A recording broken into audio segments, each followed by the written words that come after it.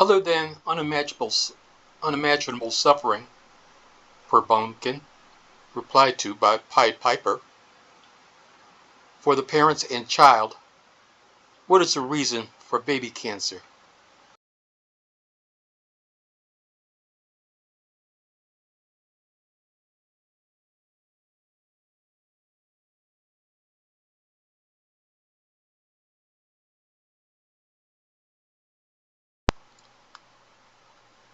A Forrest Gumpian testimony.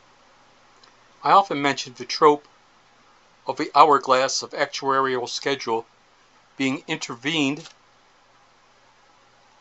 by the dropping of the extra-dimensional roulette wheel ball. It contradicts the notion of an omnipotent, omniscient deity ethos held in the Abrahamic religions and the derived cultural notions of a pursuit and enjoyment of happiness.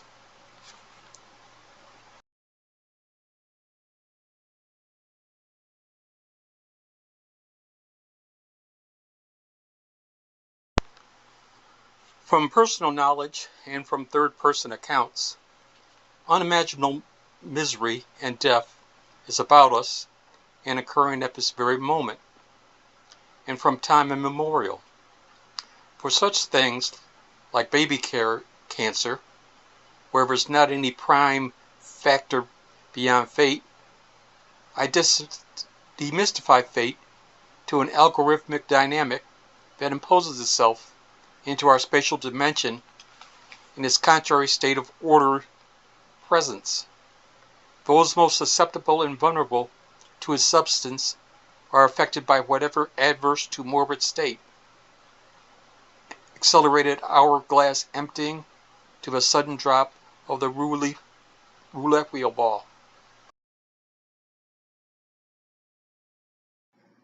For those that grieve as victims, there's little to no solace that can be said or done for them.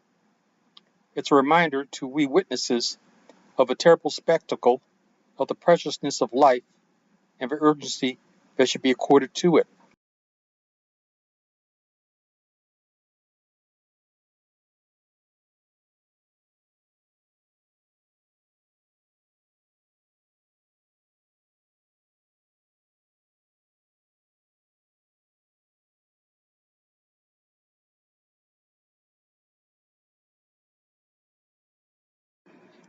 Having proclaimed that, I'm not a disciple or acolyte to the nihilist absolute futility notion of the vanity in seeking a meaningful orientation to existence. That's a challenge to the spirit of our sentience. Nothing is entitled, nothing should be taken for granted.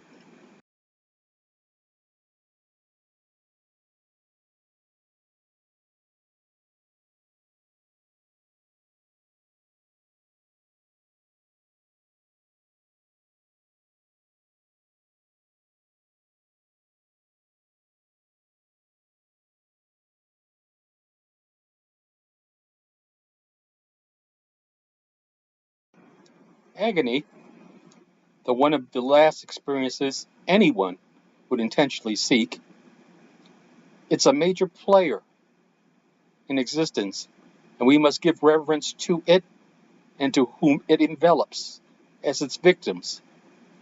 For whom the bell tolls is a prologue to our own carnal, arrogant hubris of entitled great expectations.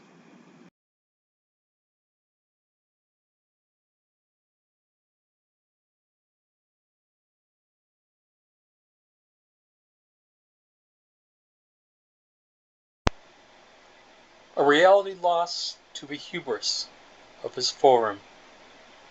Yet even my linguistic syntax provides a superficial veneer to the nebulous, not fully described, let alone beheld optically.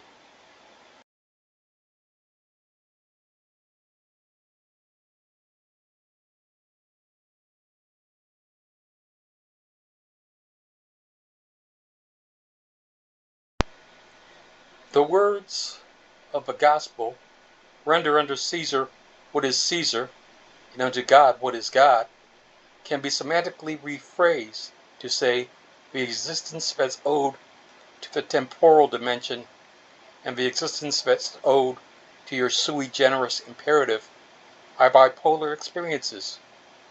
We're raised in the indoctrination of one until its inconsistencies for us become rips in its fabric of credibility.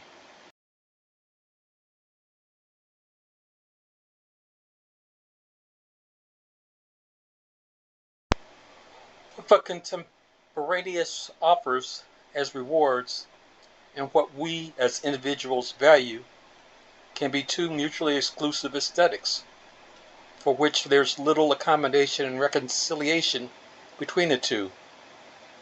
A second Enlightenment renaissance is emerging from the cocoon it entered in its 20th century modernity. Call the past century the mechanical logic era, in which a direct line could be drawn from the effect back to the primary cause.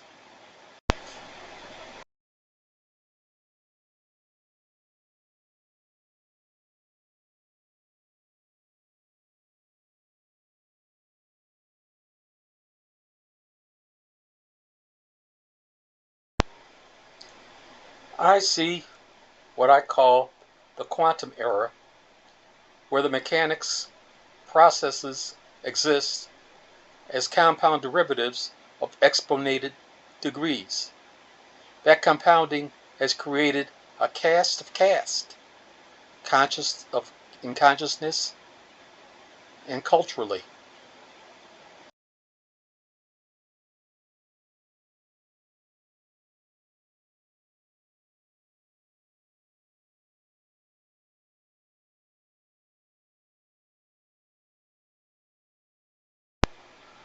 Those cultures exist for different means and ends.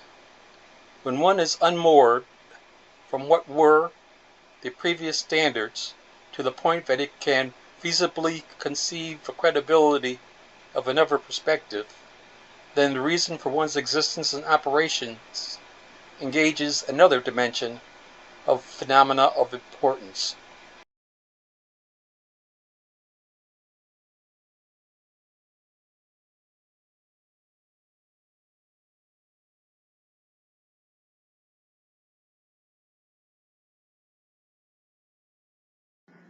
Bugsy Heretic here.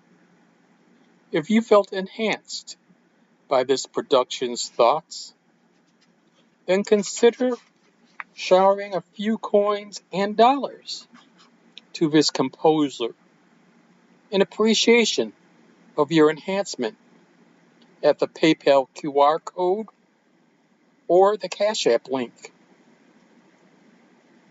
Or email me at fromthebushes@yahoo.com for more arrangements.